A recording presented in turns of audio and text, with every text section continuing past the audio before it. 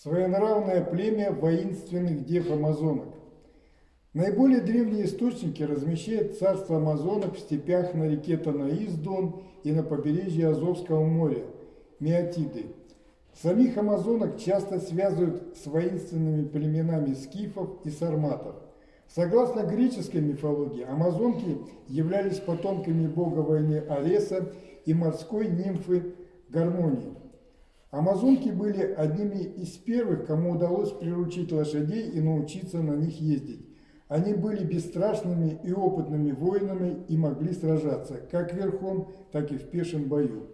Главным оружием амазонок считался сагарис, скифское название топора с двойным лезвием.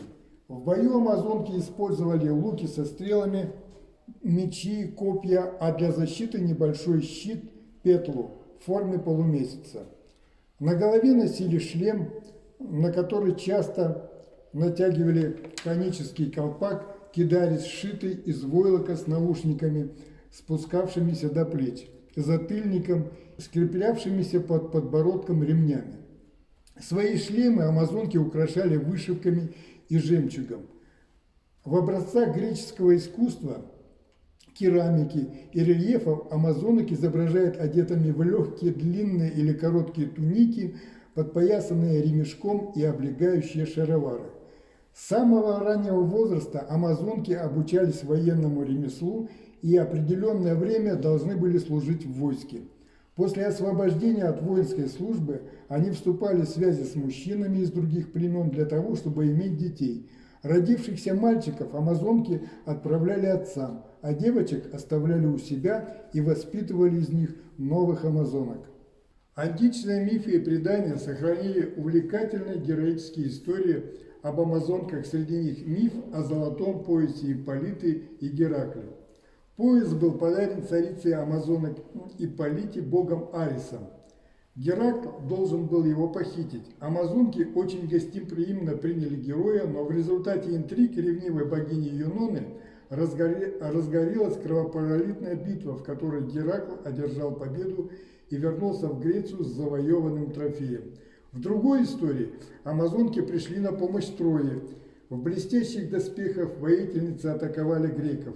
Никогда бы им не победить амазонок, если бы не появился неуязвимый Ахиллес, который беспощадно убил их царицу. Сняв с нее шлем, он был поражен красотой воинственной девы и с великой печалью унес погибшую с поля боя.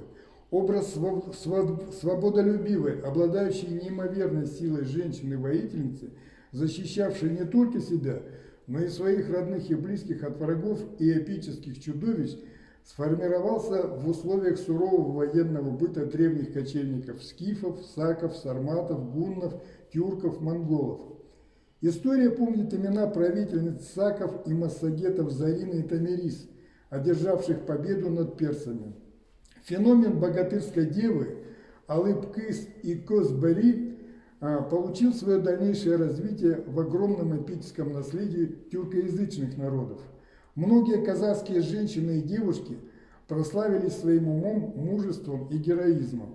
Среди них девушка-батыр Айбеке, сражавшаяся с джунгарами, нападавшими на казахские аулы Тарбагатая и побережье Иртыша. В казахской пословице говорится: «Женщина одной рукой качает колыбель, а другой – мир».